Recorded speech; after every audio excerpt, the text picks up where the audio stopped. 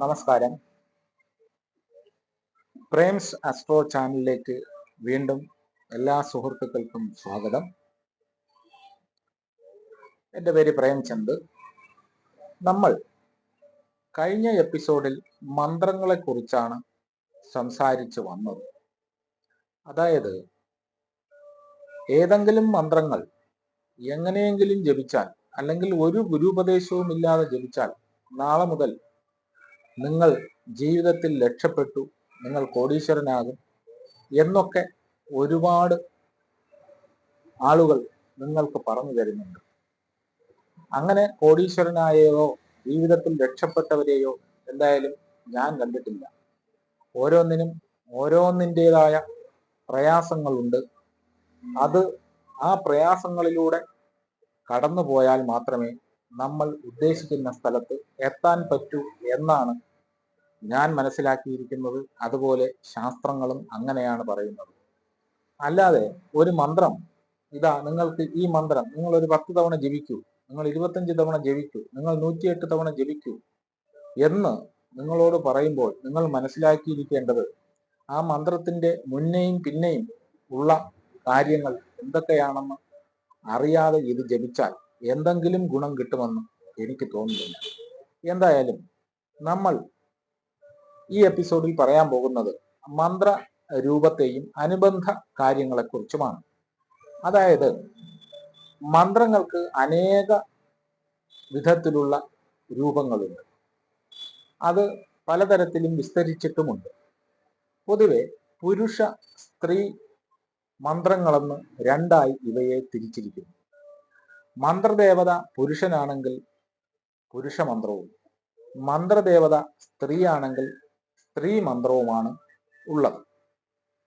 അതായത് ഇനി നമുക്ക് ഒരക്ഷരമുള്ള മന്ത്രത്തിനെ എന്തെന്ന് വിളിക്കും എന്ന് നോക്കാം.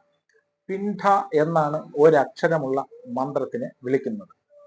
2 അക്ഷരമുള്ളത് കർത്തരി, 3 അക്ഷരമുള്ളത് 3 അക്ഷരം മുതൽ 9 അക്ഷരം വരെയുള്ള മന്ത്രത്തിന് ബീജമന്ത്രം എന്നാണ് പറയുന്നത്.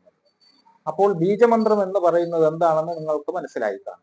നമ്മൾ ആര് പൂജാരിമാരോ അല്ലെങ്കിൽ മന്ത്രത്തിനെ കുറിച്ച് അറിയാവുന്നവരോ ഒക്കെ ഇടയ്ക്കിടയ്ക്കുന്ന പ്രയോഗങ്ങളാണ് അല്ലെങ്കിൽ വാക്കുകളാണ് ബീജമന്ത്രം. സൂക്ഷിച്ചുപയോഗിക്കണം. ബീജമന്ത്രം എന്താണ്? ബീജമന്ത്രം എന്നുള്ളത് നിങ്ങൾക്ക് ഞാനിപ്പോൾ പറഞ്ഞത് മനസ്സിലായി. ഒരിക്കൽ കൂടി പറയാം. 3 അക്ഷരം മുതൽ 9 അക്ഷരം വരെയുള്ളതിനെയാണ് ബീജമന്ത്രം എന്ന് പറയുന്നത്. 10 മുതൽ 20 വരെ അക്ഷരമുള്ളത് മന്ത്രം, 20-ന് മുകളിൽ അക്ഷരമുള്ളത് മാലാമന്ത്രം. ഇങ്ങനെയാണ് മന്ത്രങ്ങളുടെ വകഭേദമായി മന്ത്രങ്ങളെ തിരിച്ചിരിക്കുന്നത്. അപ്പോ മന്ത്രങ്ങൾ ഉപയോഗിക്കുന്നത് എങ്ങനെയെന്ന് പറഞ്ഞാൽ, മന്ത്രങ്ങൾ സാധകന്റെ നാമാക്ഷരങ്ങൾ വച്ച് പ്രശ്നം വച്ച് ചിന്തിച്ച് ഗുണകരമാണോ എന്ന് ചിന്തിക്കണം. അപ്പോ